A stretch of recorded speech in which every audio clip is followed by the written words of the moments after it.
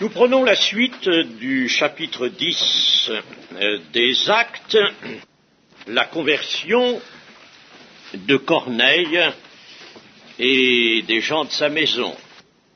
Nous étions restés au verset 16 et nous allons reprendre au verset 17, Acte 10, verset 17.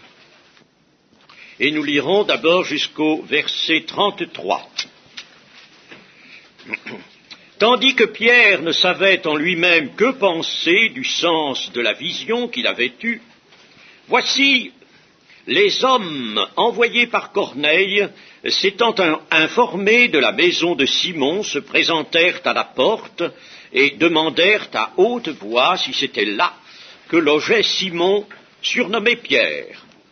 Et comme Pierre était à réfléchir sur la vision, l'Esprit lui dit, « Voici, 3 hommes te demandent, lève-toi, descends et pars avec eux sans hésiter, car c'est moi qui les ai envoyés. » Pierre donc descendit, et il dit à ces hommes, « Voici, je suis celui que vous cherchez.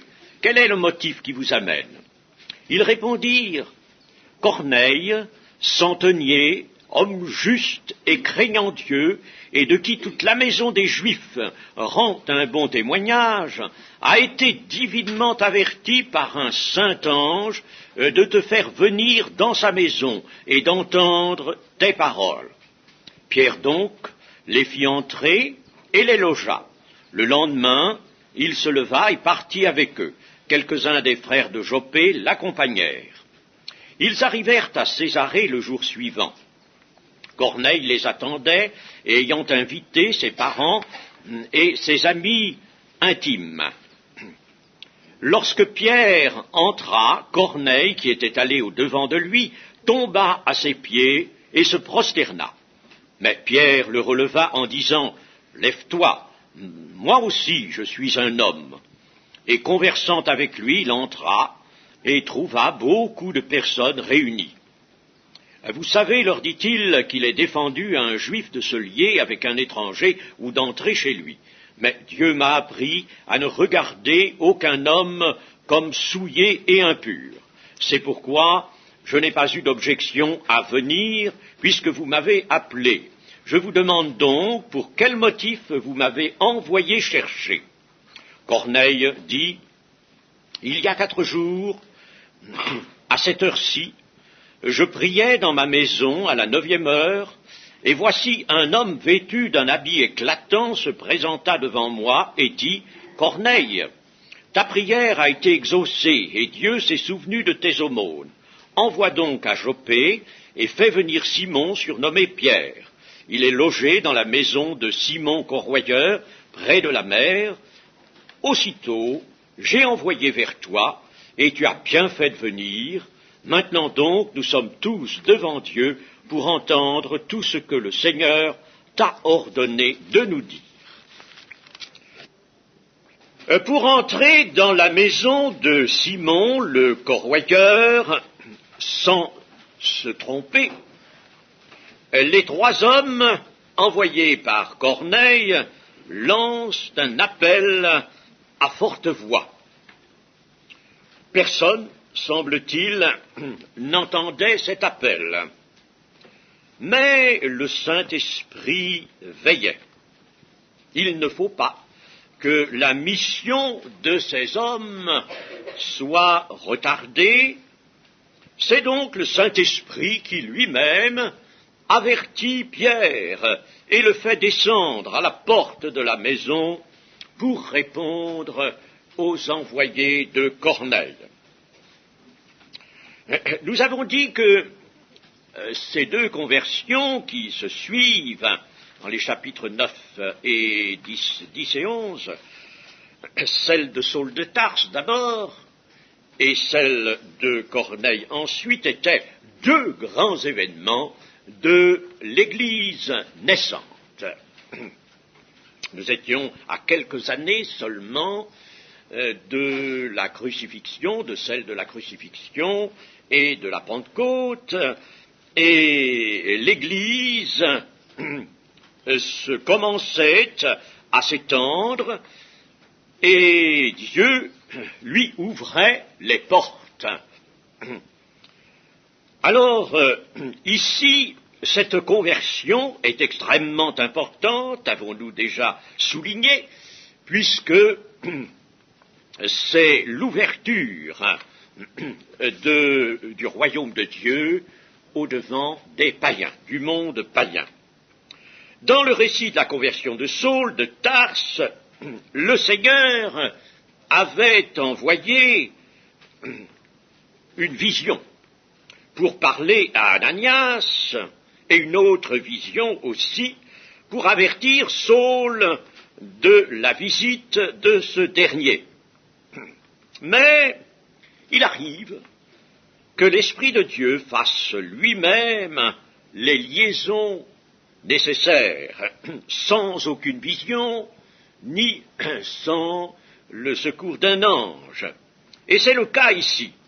Ce fut le cas aussi dans le chapitre 8 des Actes, lorsque, dans l'épisode qui nous montre le diacre Philippe évangélisant l'eunuque éthiopien. Au début, c'est bien un ange du Seigneur qui s'adresse à Philippe, mais lorsque Philippe a rejoint l'Éthiopien, au verset 29, c'est l'Esprit qui intervient. L'Esprit dit à Philippe, avance et approche-toi de ce char. Philippe accourut et entendit l'Éthiopien qui lisait le prophète Ésaïe.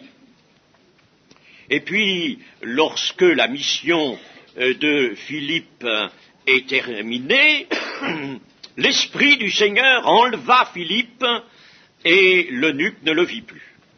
Voyez que l'Esprit, donc, l'Esprit de Dieu, l'Esprit du Seigneur, accomplit lui-même des interventions, des actions, en dehors de ce qui fait évidemment le gros volume de sa mission, à savoir surtout qu'il conduit dans toute la vérité, qu'il rappelle ce que le Seigneur Jésus a fait et enseigné, n'innovant en rien, n'annonçant rien de lui-même, ce n'est pas sa mission, mais prenant de ce qui est à Christ et l'annonçant. Et en plus donc de cette large mission s'étendant sur les siècles et sur toute la terre, eh bien l'Esprit remplit certaines tâches aussi tout à fait particulières. Comment fait-il pour cela ? Comment a-t-il pu parler à Philippe? Comment ici peut-il avertir Pierre et puis lui dire descends et pars avec eux? Il y a des hommes là qui sont en bas. Lui, il était peut-être sur la terrasse ou tout au moins dans le haut de la maison. Il y a des hommes qui sont en bas et qui te demandent. Eh bien ça, nous ne pouvons pas le dire, quoique il nous est quand même possible de penser que l'Esprit parle intérieurement. Intérieurement. L'Esprit parle intérieurement. Attention, il ne faut pas bien sûr confondre ce que l'Esprit peut éventuellement nous dire vraiment et ce qui peut peut-être germer dans notre cœur, des pensées d'hommes qui peuvent peut-être monter dans notre cœur. Il ne faut pas faire de confusion entre ces deux sortes d'informations. Les pensées de l'homme, nous nous en méfions beaucoup. Attention, elles peuvent survenir soudain, comme ce fut le cas de Pierre devant le Seigneur Jésus. Tes pensées ne sont pas celles de Dieu, mais celles de l'homme. Arrière de moi, Satan. Alors, il ne faut pas confondre. Mais si nous sommes, comme nous le disions ce matin, disponibles, toujours disponibles, si nous sommes dans un état de cœur, et qui soit bon, autrement dit, si nous restons vraiment ces hommes et ces femmes spirituels que nous devons être, il est certain que le Saint-Esprit ne courra pas le risque de mélanger sa parole avec nos pensées. de toute manière, nous aurons sans doute bien davantage de direction venant du Saint-Esprit. Peut-être pas toujours, nous l'avons déjà dit, cela, pas toujours aussi précise, aussi rigoureuse que cela, descend à la porte parce qu'il y a quelqu'un qui te demande, ou alors envoie à Joppé, ou fait telle et telle chose. Non, pas toujours aussi précise que ça, mais tout de même des directions. Et je crois que le Saint-Esprit agit toujours dans ce même sens. Il agit donc toujours, bien sûr, il remplit sa mission, sa haute mission, naturellement. Cela, ce ne fait pas l'ombre d'un doute. Et nous devons nous prêter, nous, à ce que le Saint-Esprit puisse accomplir sa mission en se servant même de l'Église, des membres de l'Église. Mais en plus, il accomplit certaines tâches particulières. Je peux vous le dire très simplement par expérience, j'en ai fait quelquefois l'expérience de cela, des indications tout à fait précises. Il n'y a pas, je dis bien, si le cœur est bien disposé, si nous sommes véritablement dans l'amour du Seigneur, eh bien, il n'y a pas possibilité de se tromper. Les avis que peut nous donner l'Esprit seront bien reconnus comme étant tels. Remarquons aussi une chose dans notre récit, c'est que l'Esprit suit attentivement le déroulement des actions que Dieu a voulu. Comme pour la conversion de Saul de Tarse, il y a un ensemble d'actions coordonnées que Dieu a voulu. Et ici, de même, il y a un ensemble d'actions voulues par Dieu, et l'Esprit est attentif. Ainsi en sera-t-il pour nous-mêmes si nous accomplissons les œuvres préparées d'avance pour que nous marchions dedans. Vous savez que j'ai employé cette expression-là, tirée du texte littéral, pour que nous marchions dedans, pour que nous les pratiquions, les accomplissions, mais marchions dedans. J'ai employé cela, cette expression, qui est donc du texte original, pour la mettre en parallèle avec cette autre expression de Jésus qui marche au milieu des chandeliers, c'est-à-dire des églises. Jésus qui marche au milieu des chandeliers, c'est-à-dire, en somme, qui œuvre, qui accomplit, qui met en pratique, en exercice, le plan de Dieu. Alors, les œuvres préparées d'avance, ce sont celles-là qu'il faut chercher. Ce sont celles-là qu'il faut demander par la prière. Il y a souvent, de notre part, une négligence à ce sujet-là. Le matin, dans la prière du matin est une prière extrêmement importante, car c'est elle qui, en somme, c'est d'elle que va dépendre la journée.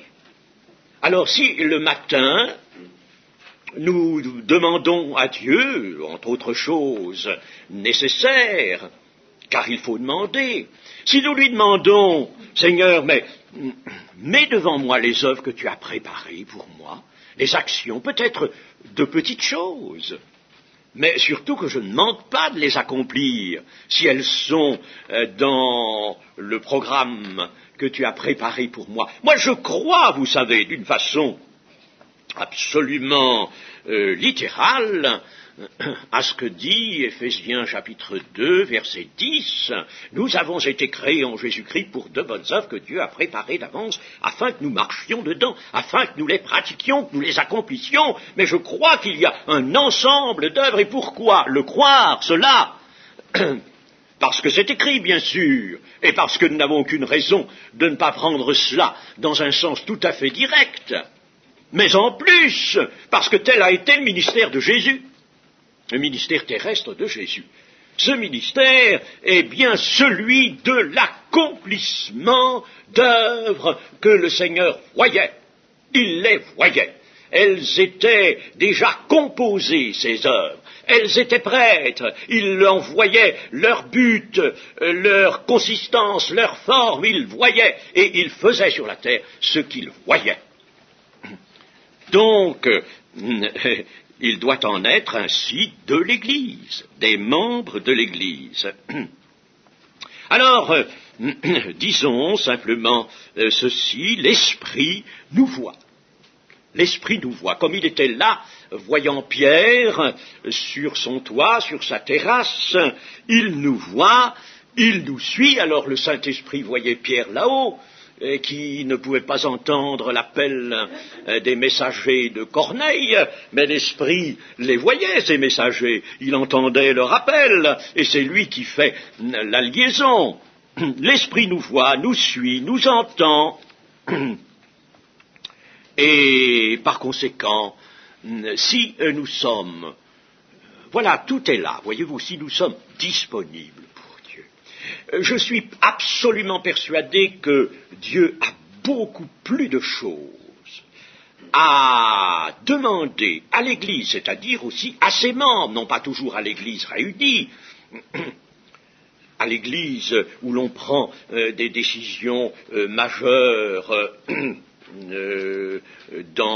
pour la direction de l'Église ou pour la direction de ses œuvres, mais dans la vie de chacun de nous, de chacun des membres de l'Église. Le Seigneur a beaucoup plus de choses à faire qu'on n'en fait. C'est malheureux de manquer des choses que Dieu voudrait que nous fassions. C'est tout de même malheureux de penser cela. Il y a beaucoup plus de choses, mais nous ne sommes pas assez disponibles. Mais nous sommes préoccupés par trop d'autres choses. Nous sommes comme Marthe, tu t'agites pour beaucoup de choses superflues, inutiles, alors que Marie, elle a choisi la bonne part. Et nous ne sommes pas assez comme Marie, nous sommes trop comme Marthe, pas assez comme Marie. Et je suis persuadé que si nous faisions des progrès dans ce sens-là, le témoignage, notre témoignage, auprès de notre entourage, dans les circonstances, dans les cheminements de nos activités, je suis persuadé que ce témoignage serait bien plus productif, bien plus fécond qu'il ne l'est maintenant. Alors pensons à ces choses, si nous étudions la Bible, que ce soit dans un livre ou dans l'autre, c'est bien pour que nous fassions nous-mêmes des réflexions, c'est là l'objet essentiel de la méditation. Quant à Pierre, lui, il réfléchissait sur le sens de la vision des animaux purs et impurs. Et il fallut une direction de l'esprit, maintenant, malgré la vision, une direction de l'esprit pour lui en faire connaître le sens. Et à ce moment-là, il le comprend. Il y a quelquefois des chrétiens qui questionnent leur pasteur sur le sens peut-être d'un songe qu'ils ont eu. Je crois que les songes soient assez rares. C'est un mode que Dieu n'emploie que de temps à autre. Il y en a 5 dans le Nouveau Testament, c'est tout. Mais il y a aussi d'autres modes d'intervention de Dieu, et nous pouvons avoir une sorte de vision ou une révélation. L'esprit de révélation, d'ailleurs, doit être actif au milieu de l'Église, Paul le demande. Alors, il arrive quelquefois que des chrétiens s'informent pour savoir quel a été le sens d'une pensée insistante qui leur est venue, ou d'une révélation, ou d'une vision, ou d'un songe. Et moi, quand il m'est arrivé qu'on me le demande, j'ai dit, écoutez, Dieu ne m'a pas fait interprète des songes, je ne suis pas le prophète Daniel, et pas l'interprète des songes. Mais vous, avez-vous demandé à Dieu? Vous êtes-vous attendu à ce que Dieu vous explique lui-même? Et voyez, Pierre ici a une vision, il n'en connaît pas le sens. Mais il réfléchit, il attend, et le Saint-Esprit vient l'en informer. Ensuite, Pierre, donc, descend, il se présente à ses hommes, je suis celui que vous cherchez, mais quel est le motif qui vous amène? Les messagers font alors l'exposé de ce qui les amène vers Pierre, et cet exposé fait l'objet du verset 22. Verset 22. Ils répondirent: Corneille, centenier, homme juste et craignant Dieu, et de qui toute la nation des Juifs rend un bon témoignage, a été divinement averti par un saint ange de te faire venir dans sa maison et d'entendre tes paroles. Voilà, un point c'est tout. Il n'y a pas de concision aussi grande que cela. C'est véritablement un modèle de concision, quoique toute l'écriture est ainsi rédigée. S'il n'y avait pas eu cette concision voulue par celui qui inspire l'écriture, le Saint-Esprit, mais alors notre Bible serait une bibliothèque. On aurait mis un tas de choses. Les journalistes d'aujourd'hui nous fatiguent avec tout leur discours, tout ce qu'ils mettent dans leur récit. On voudrait bien connaître un événement. Alors, ils ne vont pas se contenter de faire la relation de l'événement, ils vont nous dire un tas de choses et remplir des pages. Il est vrai que pour eux, le but, c'est de noircir du papier. C'est comme ça, surtout, qu'ils conçoivent leur mission, leur rôle. Et les narrateurs humains, aussi livrés à eux-mêmes, vont donner une foule de détails et indiquer toutes sortes de choses inutiles. Remarquez ici cette concision. Et tout est dit, ça suffit. Alors, cette concision, évidemment, est un modèle qui se propose à nous aussi. C'est la parole du Christ aussi, la parole du Seigneur Jésus, est même souvent rendue difficile. Elle est de pénétration difficile, en raison même de cette grande concision qui est son caractère dominant. Et alors, il y a pourtant une source de vérité souvent magnifique, abondante, en peu de paroles. Et je disais que cette concision se propose à nous parce que, en somme, le Seigneur nous a dit que votre parole soit oui, oui, non, non, tout ce qu'on y ajoute vient du malin. Ça, c'est évidemment, le Seigneur nous dit ça en forme de parabole. Ne comprenons pas que le Seigneur désire que nous nous exprimions par monosyllabes ou simplement en disant oui, en étant affirmatif ou négatif. Non.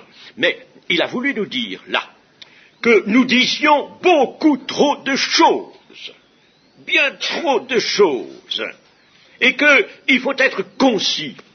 Dans le témoignage, vous portez la parole de vie, et beaucoup de frères et de sœurs nous parlent du témoignage qu'ils rendent auprès de leurs proches ou de leurs amis, dans leurs entourages ou dans l'exercice de leur profession. C'est très bien, mes amis, mais sachez que votre témoignage, ça ne doit pas être un fleuve, ça ne doit pas être un débordement de paroles, ça n'est jamais bon, ça fatigue les gens.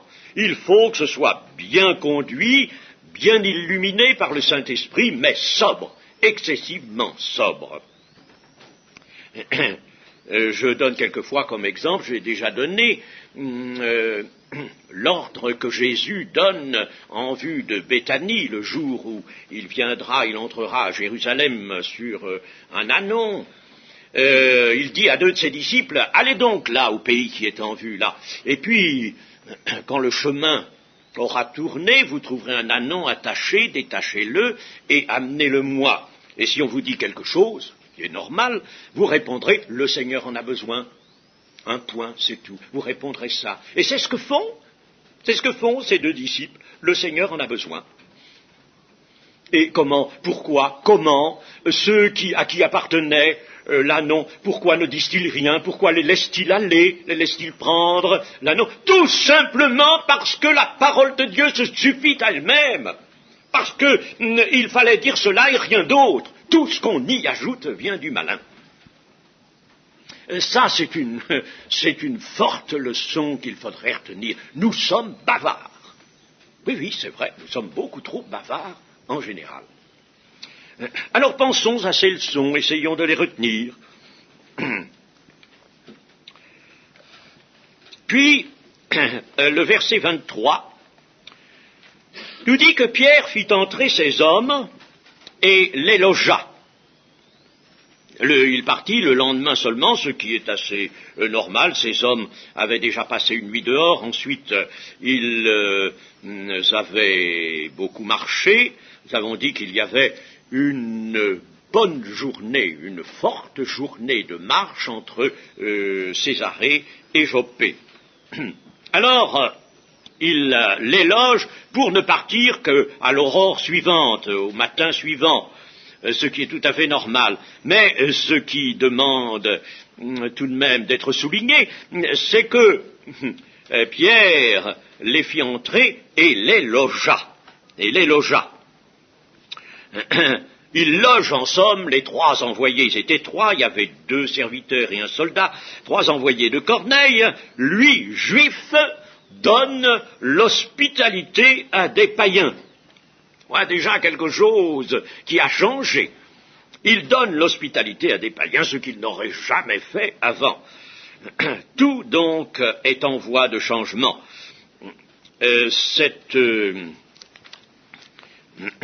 Ce départ se fera donc le lendemain matin. Alors Pierre se lève, et puis le temps dont il aura disposé, dans la fin de la journée précédant le départ, lui aura permis d'alerter quelques frères à Joppé qui vont l'accompagner, exactement 6 hommes, c'est ce qui nous est donné dans le chapitre 11, au verset 12, l'Esprit me dit de partir avec eux sans hésiter. Les 6 hommes que voici m'accompagnèrent et nous entrâmes dans la maison de Corneille. Donc, il prend 6 frères de Joppé.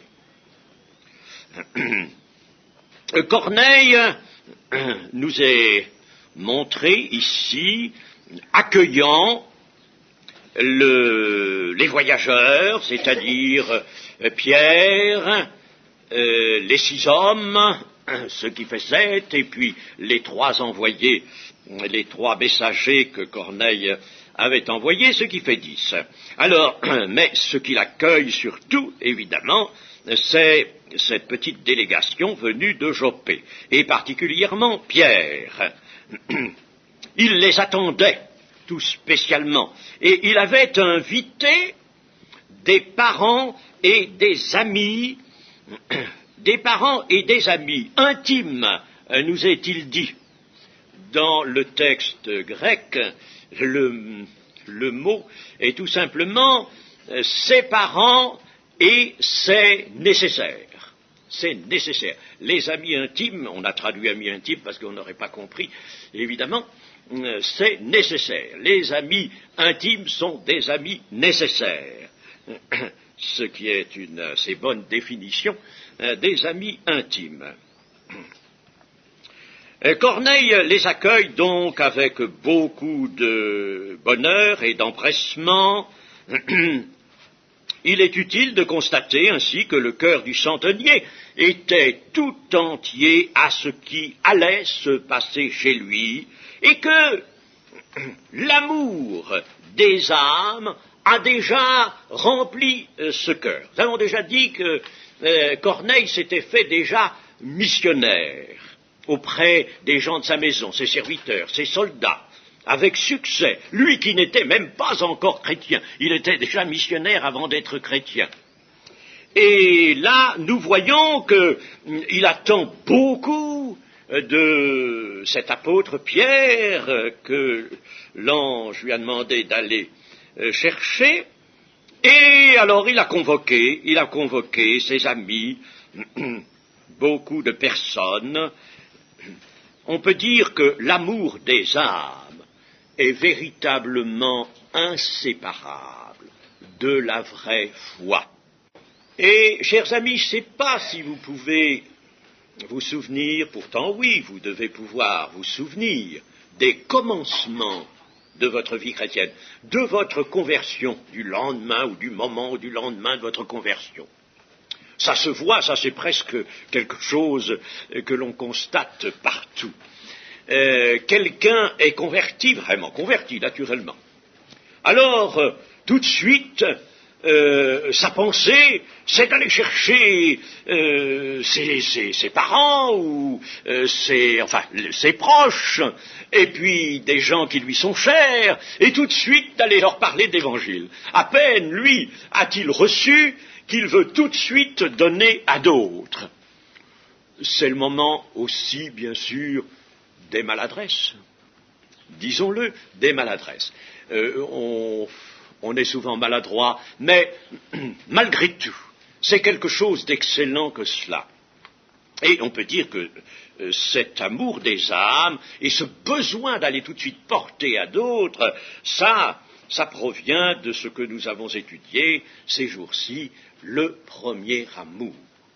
Le premier amour, ce premier amour est vraiment magnifique. Alors pensons à ce que nous avons vu à ce sujet et cherchons à revenir à ce premier amour sous l'empire duquel nous pouvions vraiment faire l'œuvre de Dieu de manière efficace. Et voici quelque chose d'important, verset 25, lorsque Pierre entra, Corneille, qui était allé au-devant de lui, tomba à ses pieds et se prosterna. Littéralement, il adora.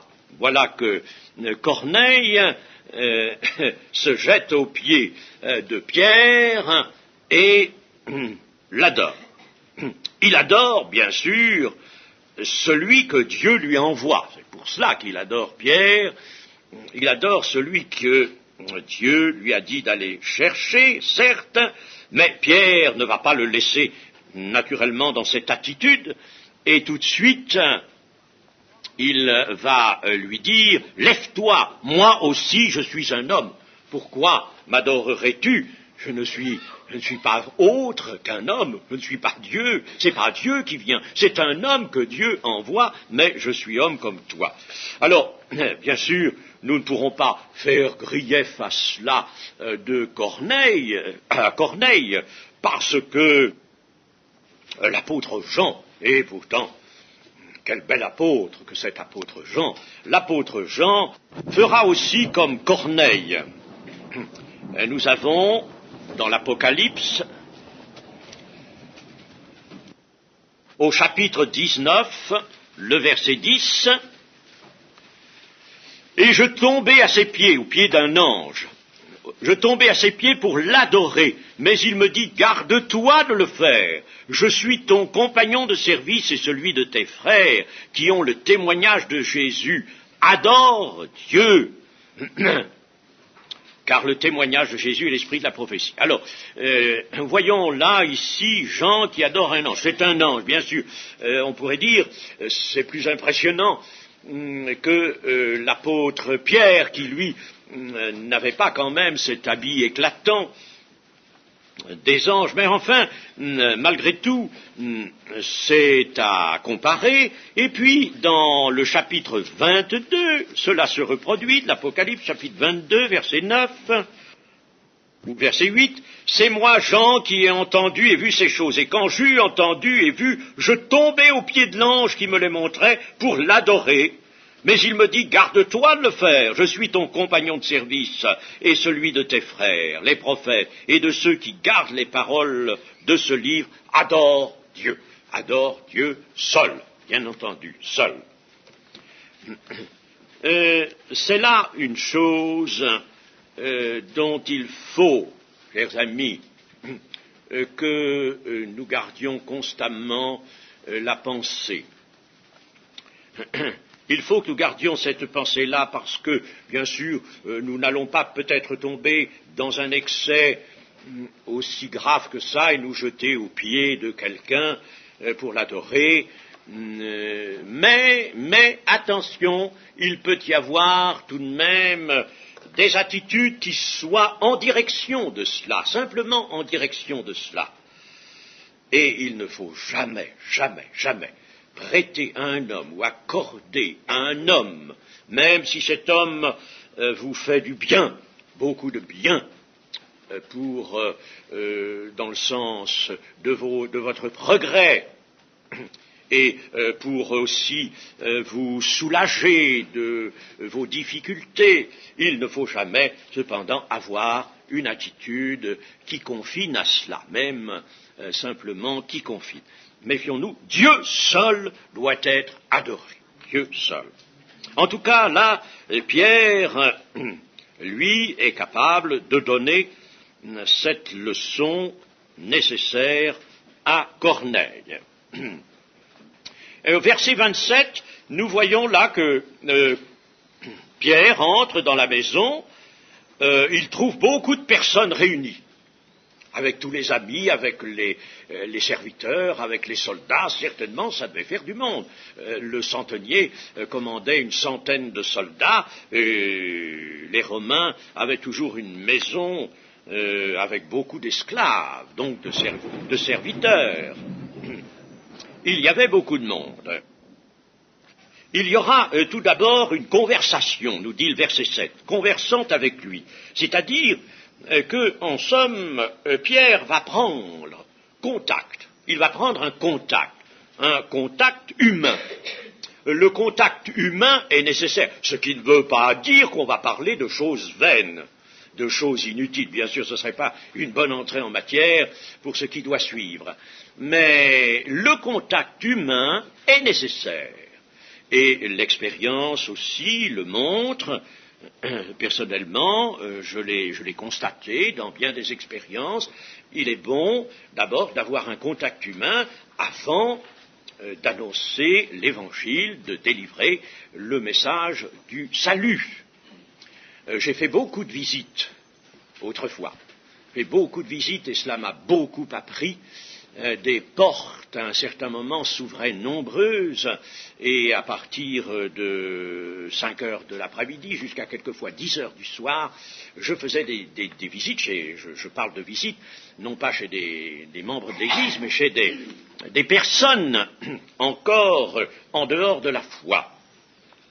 Et toujours, j'ai reconnu la nécessité d'un petit moment de contact humain. Il fallait ce contact humain. Naturellement, dans le contact, je m'efforçais de préparer le témoignage que j'apportais. Mais toujours quand même, ce contact humain, il est nécessaire. Et vous voyez que Pierre n'y manque pas. Là, il a conversé pendant un moment pour préparer la communication purement spirituelle qu'il apporte.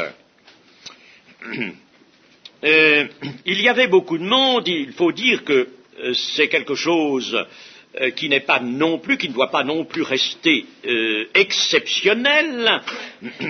Pierre est un peu peut-être surpris avec bien sûr beaucoup de satisfaction de trouver beaucoup de personnes réunies. Mais vous savez, le Seigneur est véritablement capable, lui, d'organiser des réunions. L'Église, c'est l'œuvre capitale, essentielle et durable, et qui doit être durable du Seigneur. Le but de Jésus pour sauver des hommes, c'est d'édifier son Église, de construire son Église. Mais l'Église a besoin, elle aussi, d'entrer assez souvent dans des maisons particulières. Elle a besoin de cela. Non pas que je sois partisan du porte-à-porte. Je pense que le porte-à-porte n'est pas bon. J'ai vu d'excellents frères animés des meilleures intentions, le faire avec assiduité, jeunes en général, des jeunes qui étaient très bien, sans aucun résultat. Pendant des années, j'ai vu cela. Sans aucun résultat. Ce n'est pas le porte-à-porte. D'ailleurs, l'évangile de Luc nous dit « N'allez pas de maison en maison ». Mais il y a des portes qui s'ouvrent. Cela, l'évangile nous le montre. Il y a des portes qui s'ouvrent et dans lesquelles qu'il faut nécessairement franchir. Et il arrive que en dehors même du local de l'Église, il arrive que le Seigneur organise de véritables réunions.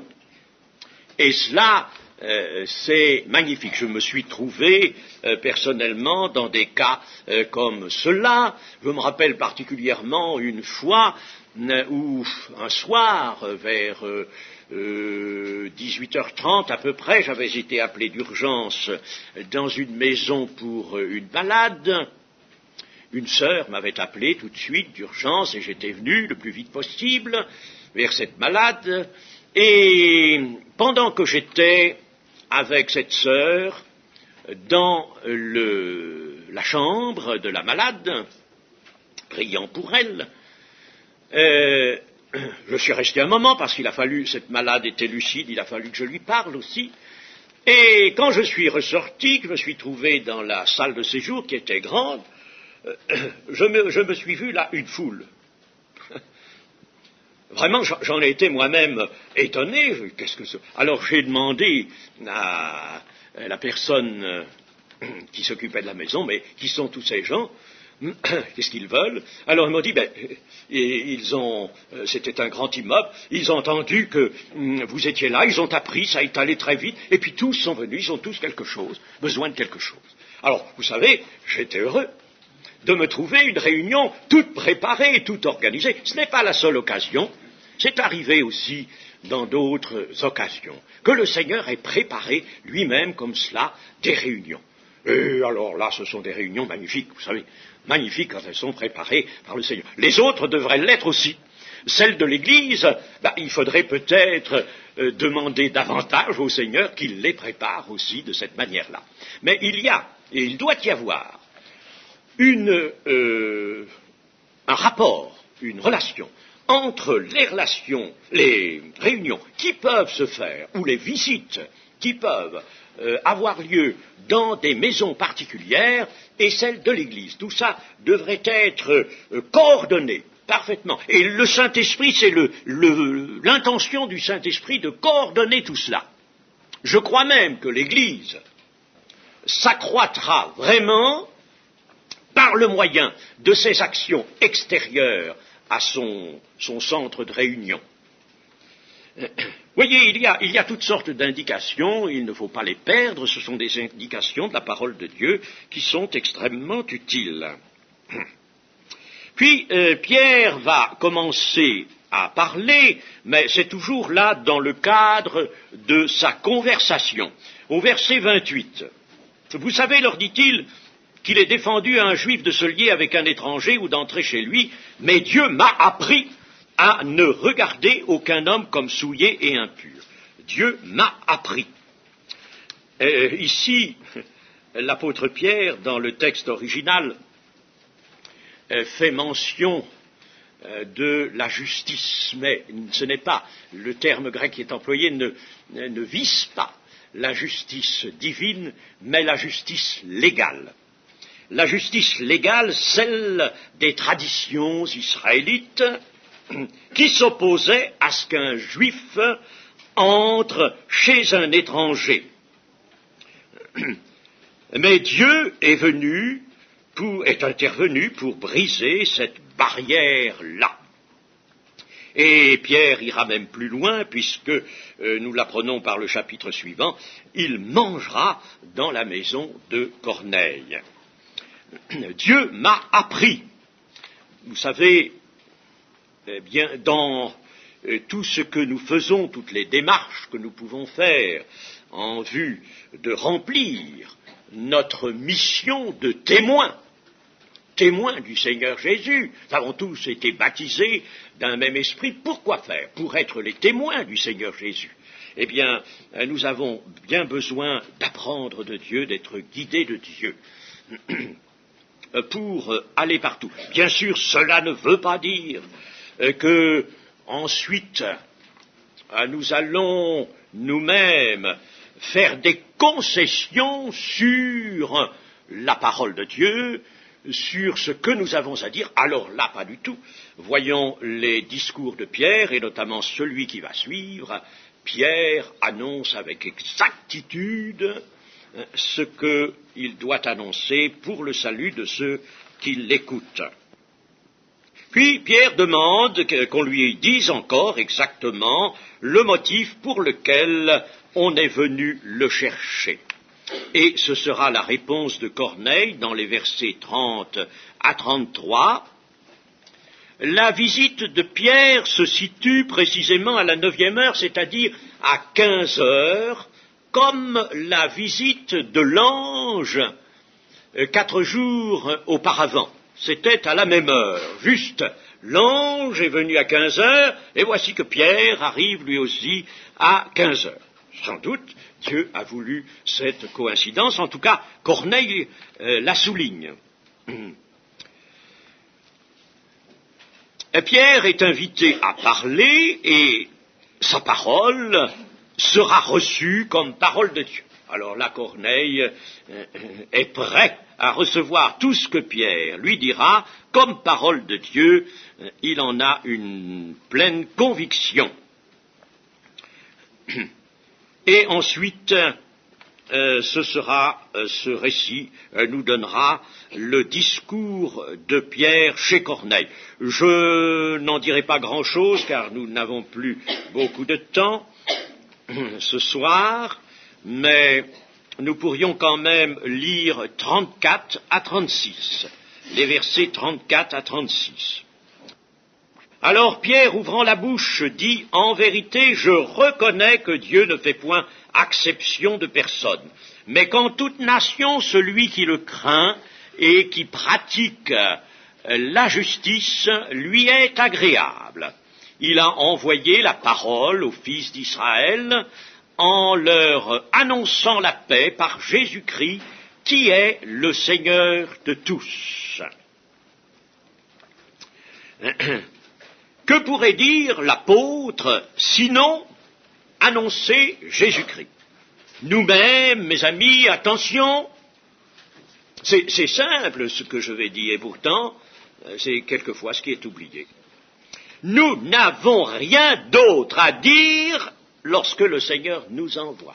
Nous n'avons rien d'autre à dire. Ne parlons pas de la politique, du temps ou du mauvais temps, bon ou mauvais, ne parlons pas de toutes sortes d'autres choses, ne nous laissons pas accaparer, mais disons ce que le Seigneur nous envoie dire, et que cela soit concis, et que cela ne dure pas trop longtemps, que la visite elle-même ne dure pas trop longtemps. Quand on fait une visite chez quelqu'un, il ne faut pas qu'elle se prolonge trop. Ça n'est pas bon. Il faut que quand on a fini de délivrer le message, qu'on a pu peut-être dire quelques autres mots avant de partir, il faut s'en aller. La première idée de Pierre, c'est l'université de la grâce de Dieu et son impartialité à toutes les nations, à tous les peuples, quels qu'ils soient. Il n'y a pas d'acception de personne, dira Pierre, à toute nation, toute nation. La grâce de Dieu est destinée par conséquent à tous, cela est vrai. L'universalité de la grâce, c'est-à-dire la catholicité, voilà la vraie catholicité, catholique veut dire universel, c'est l'université, la catholicité de la grâce de Dieu et de l'Évangile, et qui n'appartient à personne en particulier, mais que Dieu destine à tout homme sur la face de la terre. Mais avant cela, Dieu est attentif à quelque chose. Il est attentif sur toute la terre. Il voit tous les fils de l'homme, nous est-il dit.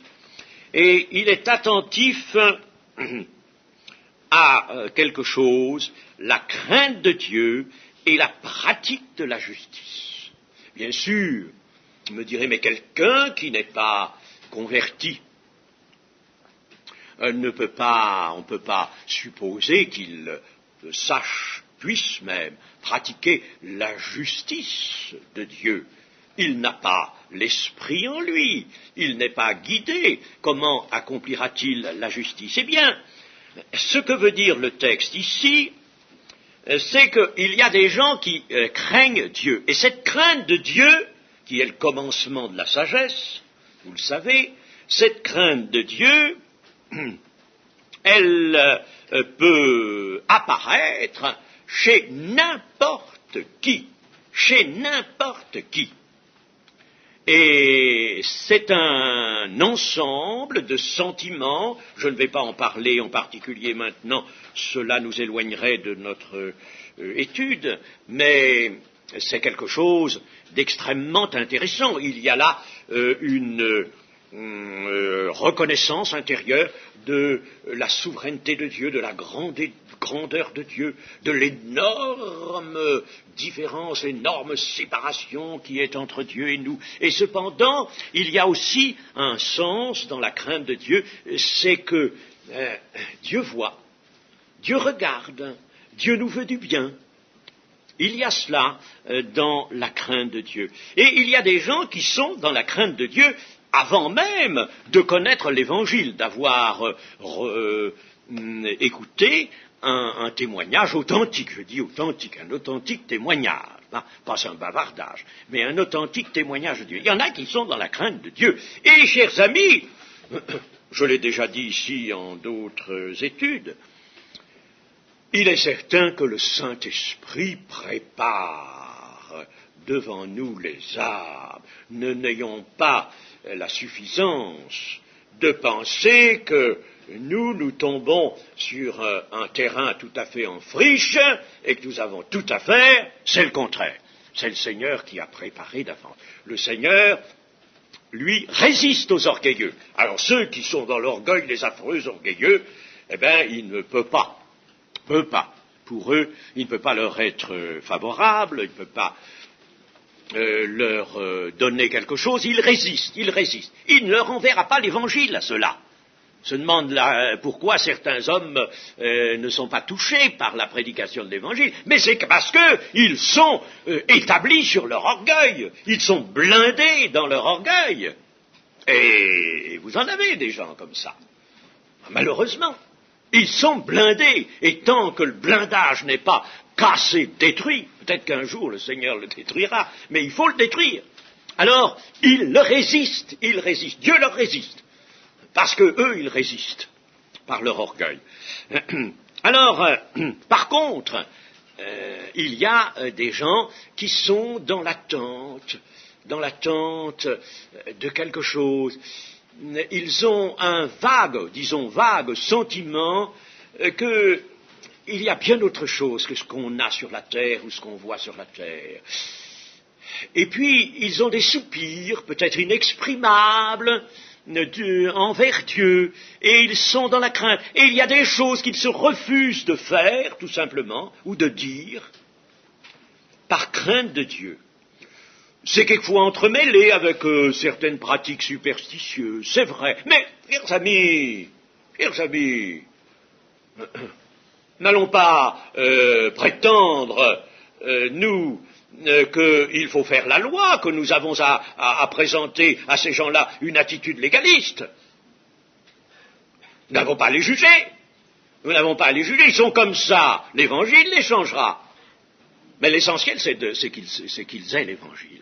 L'essentiel, c'est ça, qu'ils reçoivent l'Évangile. Alors, ces gens-là, eh bien, ils sont dans la crainte de Dieu et ils cherchent à pratiquer la justice. Et, chers amis, j'en connais, j'ai beaucoup réfléchi à ces choses. Et quand je vois des personnes, encore maintenant, personnes nouvelles, qui ne sont pas converties, je réfléchis, je dis, voyons, mais qu'est-ce qu'on perçoit un peu des pensées de cette personne?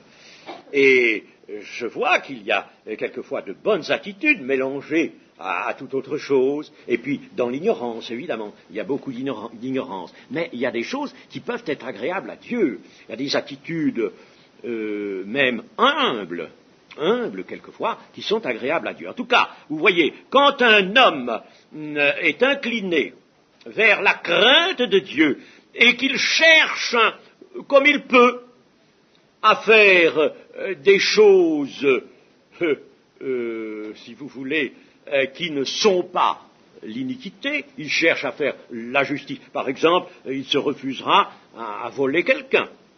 Voyez par exemple un commerçant qui dira bon moi je le vendais 5 francs, mais aujourd'hui je pourrais le vendre 15 francs. Mon client en a besoin, allez 15 francs. Non, il se dira non, ça c'est 5 francs, je vendrai. Il y a encore des gens comme ça. Je prends ce cas-là, n'est-ce pas, comme d'autres. Des gens qui se refuseront à voler, à prendre ce qui ne leur appartient pas, par exemple.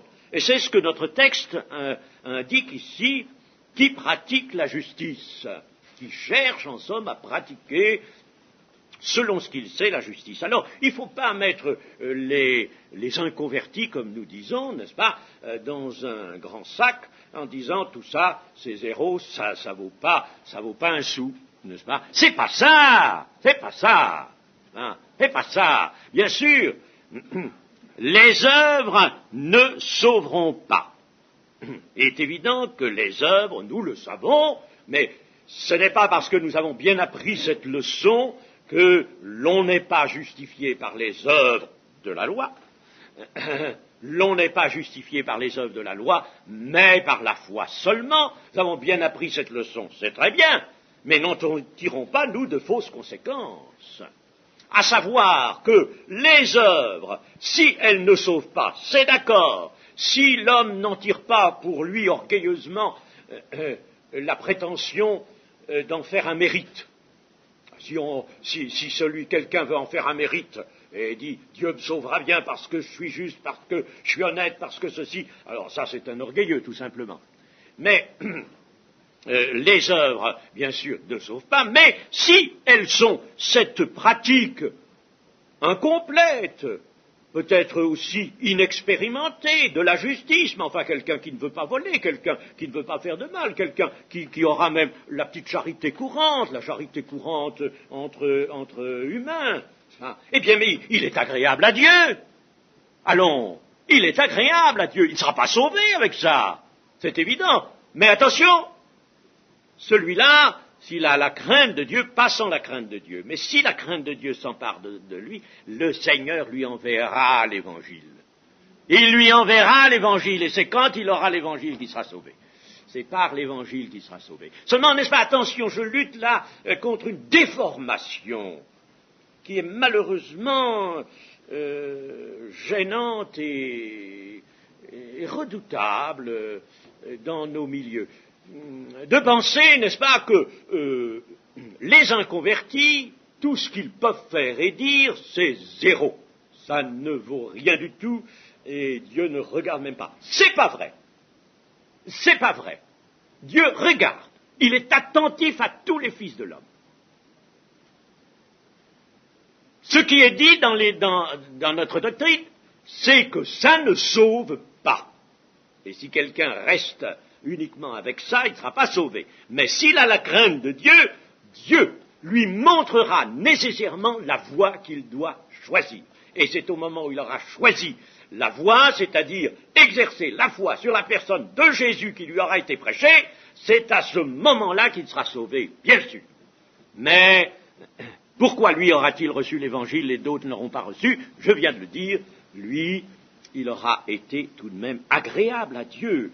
En toute nation, celui qui le craint et qui pratique la justice, lui est agréable.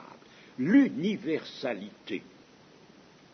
D'abord, que Pierre, d'ailleurs, a déjà situé dans le verset 28, quand il a dit chez Corneille, « Mais Dieu m'a appris à ne regarder aucun homme comme souillé et impur », c'est-à-dire, a priori, tous les hommes sont souillés et impurs, n'est-ce pas? Mais vous comprenez le sens ici. À ne regarder aucun homme comme souillé et impur, c'est-à-dire, a priori, c'est pas un juif, celui-là, n'est-ce pas?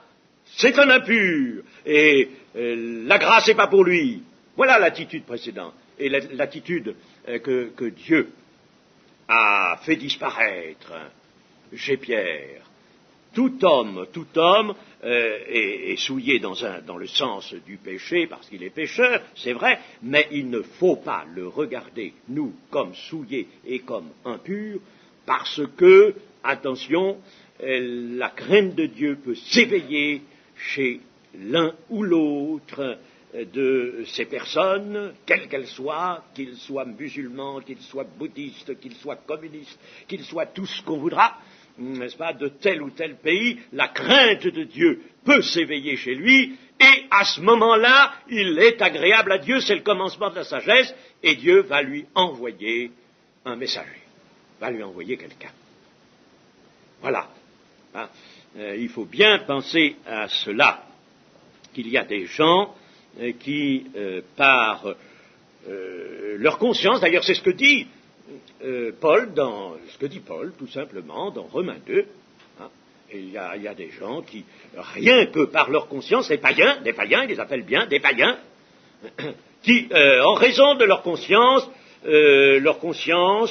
qui les approuve ou les réprouve selon la circonstance, et qui font ce qui est de la loi tout naturellement. Ils font, enfin, pas tout, mais ils en font un peu. Voilà ceux qui pratiquent la justice et qui sont agréables au Seigneur, et vers qui le Seigneur enverra l'Évangile. Mais alors, n'est-ce pas, oui, j'insiste bien là-dessus, ils ne seront pas sauvés en étant agréables à Dieu seulement. Il faut qu'ils entendent l'Évangile et il faut qu'ils le reçoivent dans leur cœur. Pensons bien à ces choses. Ne soyons pas, nous, un peu comme étaient les Juifs, si vous voulez. Nous, ce serait alors les convertis et les inconvertis. Alors méfions-nous de ça. Il y a même quelquefois des pasteurs qui n'aiment pas beaucoup qu'on emploie cette expression, les inconvertis. En tout cas, faut éviter de l'employer devant les gens du dehors, pour qu'elle ne soit pas une désobligeance.